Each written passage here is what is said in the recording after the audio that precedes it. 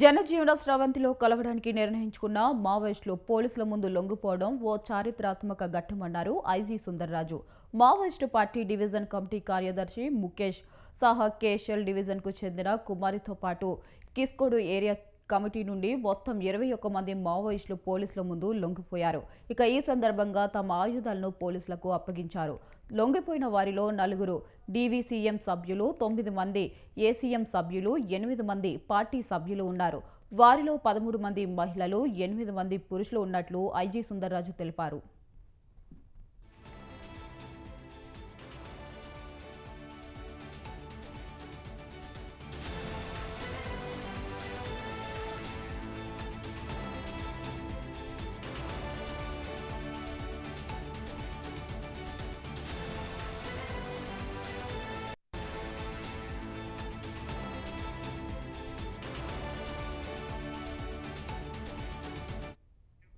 జనజీవన స్రవంతిలో కలవడానికి నిర్ణయించుకున్న మావోయిస్టులు పోలీసుల ముందు లొంగిపోవడం ఓ చారిత్రాత్మక ఘట్టమన్నారు ఐజీ సుందర్రాజు.